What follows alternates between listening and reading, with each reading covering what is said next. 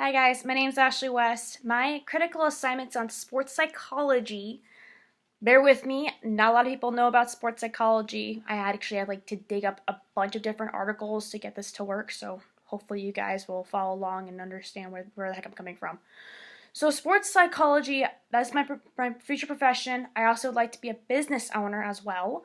My profession really deals with the minds of people in the sports. So athletes, coaches, sports agents, general managers, so on and so forth. Really people who are really sports minded and really would like to look at what exactly they think about, like how they deal with the mentality of going to a game, how to deal with the publicity, some also to deal with the disorders as well, like anxiety, stress, anger issues, whatever disorder they really have. And that's a really big deal to me because I have personal experience from that with someone that's really dear to me. So I'm just gonna leave it at that. And as a leader, my leadership style is really focused on servant leadership and transformational leadership. Servant leadership really is focusing on the strengths of me being a person who really cares about others, really likes to be an example, would rather focus on others than necessarily myself. So this is really uncomfortable trying to do a presentation on myself.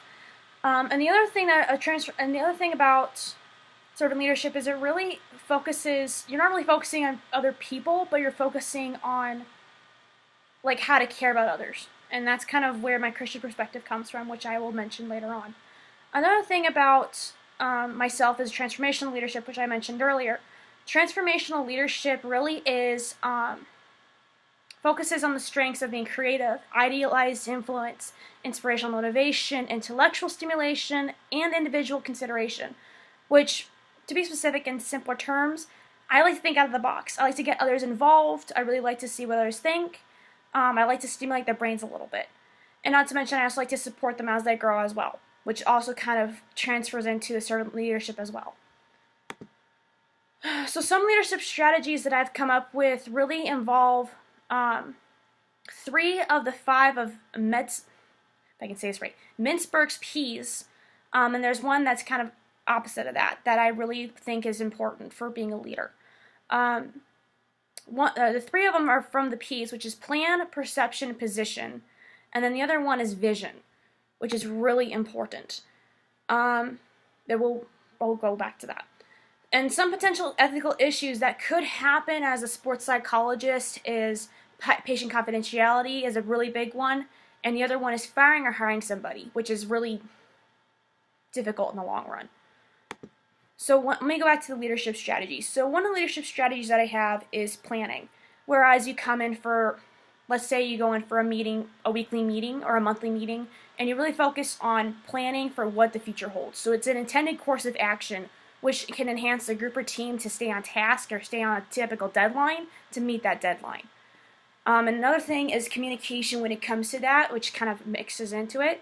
Because the thing is, you don't have communication, you can't speak to your group, or you can't enhance your group or improve your group to make them better, to have them understand what is really going on and to keep them kind of on the same kind of idealistic. And also it engages them to stay on task and motivate them to stay on task. The other thing is perception. As a leader and a future business owner, the perception is to really instill the fact that you want the respect of others, but at the same time you also want them to succeed. So as a leader, you really want to take into account other people's ideas. Like, let's say, for example, a marketing thing. So I'm going to be a business owner. I want to market my new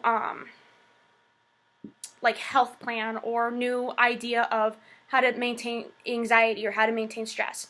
And I really like to, since I'm not a marketer, I obviously want to focus with my marketing team to see how we're going to get that out there and actually have them understand how we can really profit from that. Another thing that is another strategy as well as position. So as a leader, your position is to be overseeing everybody.